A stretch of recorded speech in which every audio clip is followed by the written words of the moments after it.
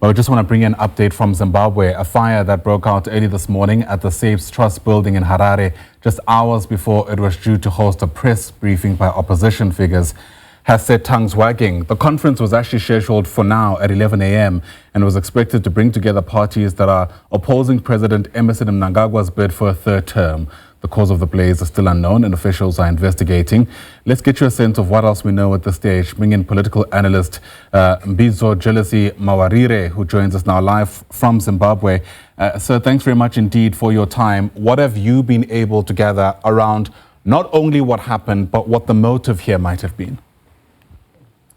Yeah, it seems it's not an isolated case, because there is a similar case which happened around 1:30 in the morning in Highfield, where a Constitutional Defense Forum member had his house also petrol bombed.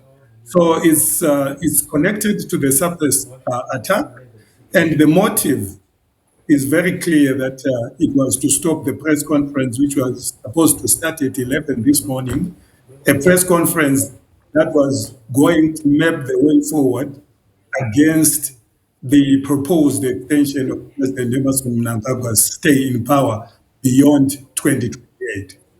At the level of optics, of course, this is going to give credence to those who believe that there's an ongoing attempt to suffocate the democratic space in Zimbabwe, clamp down on dissenting voices.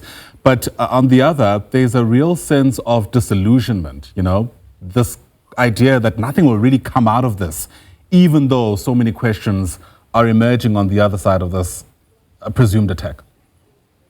Yeah, it's a clear clamp down on the freedom of expression, freedom of association, and it goes hand in hand with the proposals that have been put forward, that have been put by Professor Jonathan Moyo in his Breaking Barriers initiative, which is supposed to be the platform, which is supposed to be the vehicle which will push through for the constitutional amendment to enable President Mnangagwa to stay in power beyond 2028.